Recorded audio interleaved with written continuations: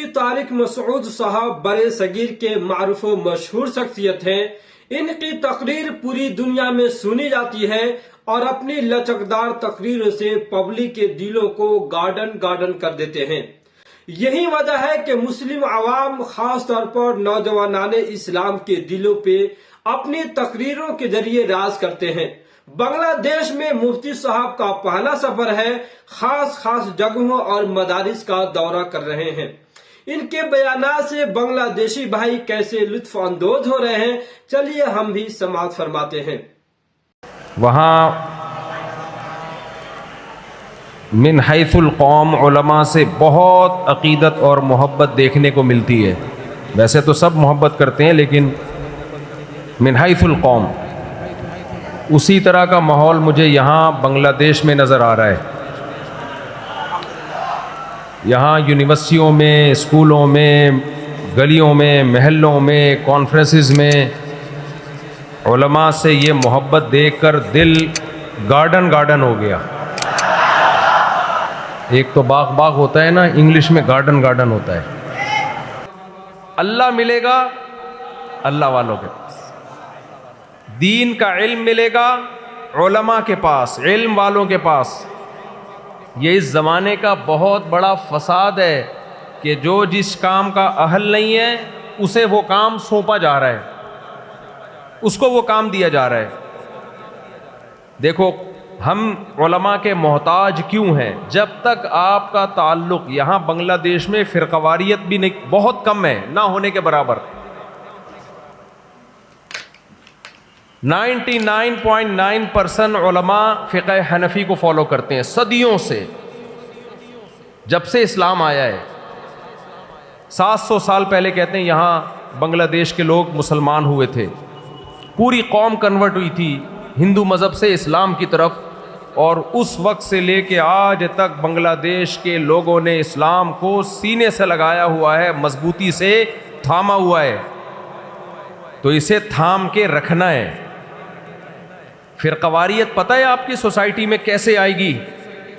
لوگ آپ کو اس فقہ سے ہٹائیں گے جو صدیوں سے متواتر چلا آ رہا ہے، پھر یہاں فرقے شروع ہو جائیں گے۔ تو آپ نے دین کس سے سیکھنا ہے؟ علماء سے۔ علماء میں گمراہ بھی ہوتے ہیں، کیا ڈاکٹروں میں گمراہ نہیں ہوتے؟ میکینک کیا 2 نمبر نہیں ہوتے؟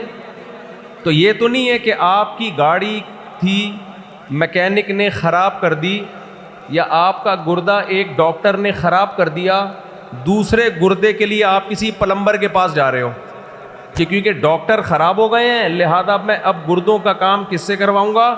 پلمبروں سے۔ واجب الچماٹ ہوگے کہ نہیں ہوگے؟ بھائی ایک ڈاکٹر اگر 2 نمبر ہے تو علاج کے لیے دوسرے ڈاکٹر کے پاس ہی ہم جائیں گے۔ یہ نہیں ہوگا کہ ایک ڈاکٹر خراب ہے تو اب چونکہ ڈاکٹر خراب ہو گئے ہیں لہذا گردوں کا علاج ہم کس سے کروائیں؟ میکینک سے۔ میں سمجھا پا رہا ہوں اپنی بات؟ اچھا، علماء کہتے کس کو ہیں؟ اس کو خوب اچھی طرح سمجھیں۔ علماء کسے کہتے ہیں؟ قرآن نے ہمیں بتایا کہ علماء کسے کہتے ہیں۔ قرآن کے الفاظ دیکھو، اللہ فرماتے ہیں هو الذی بعث فی الامیین رسولا منہم یتلو علیہم آیاتہ ویزکیہم ویعلمہم الکتاب والحکمہ۔ اللہ نے فرمایا کہ ہم نے محمد صلی اللہ علیہ وسلم کو بھیجا۔ محمد صلی اللہ علیہ وسلم کا کام کیا ہے؟ نمبر 1، یتلو علیہم آیاتہ، نبی صحابہ کے سامنے قرآن پڑھ کے سنائیں گے۔ صحابہ کو صرف لکھا ہوا قرآن نہیں ملا بلکہ انہوں نے نبی صلی اللہ علیہ وسلم کی زبان اقدس سے سنا بھی ہے۔ پھر تابعین نے اس قرآن کو سنا صحابہ سے، تبع تابعین نے کس سے سنا؟ تابعین سے۔ یہ سلسلہ سینہ بسینہ صدیوں تک آج تک چلا آ رہا ہے۔ اگر کوئی قاری کہے کہ میں نے کسی استاد سے نہیں پڑھا، میں نے ڈائریکٹ قرآن پڑھ کے تجوید سیکھی ہے، اس قاری کا پڑھا ہوا معتبر ہوگا؟ نہیں۔ وہ قاری واجب الچماٹ ہوگا کہ نہیں ہوگا؟ اب ایسا نہ ہو میرے جانے کے بعد چماٹے لگانا شروع کر دو، یہ بھی واجب الچماٹ ہے، یہ بھی واجب الچماٹ ہے۔ یہ اصطلاح ہے، ٹرم ہے. اس قاری کا سلسلہ متصل نبی صلی اللہ علیہ وسلم تک پہنچنا ضروری ہے. وہ قاری کہے گا میں نے اپنے استاذ کو ایسے سنا، اس استاذ نے اپنے استاذ سے ایسے سنا، ہوتے ہوتے ہوتے ہوتے کہاں تک پہنچے گا یہ سلسلہ؟ نبی صلی اللہ علیہ وسلم تک.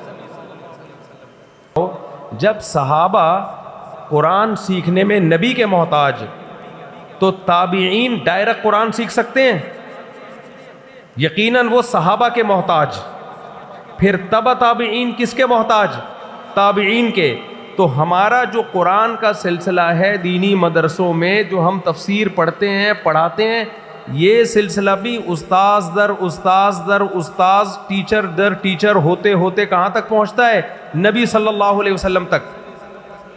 جس شخص کا یہ سلسلہ نبی تک نہ پہنچے، اس کا قرآن کی تفسیر کرنا اور لوگوں کو سمجھانا وہ قابل اعتبار نہیں ہے، اور ایسا شخص واجب الچماٹ. آپ کو یہ ویڈیو کیسی لگی آپ کمنٹ میں ضرور لکھیں. اگر آپ ہماری اس چینل پہ نئے ہیں تو چینل کو سبسکرائب کر کے لائک اور شیئر ضرور کر دیا کریں.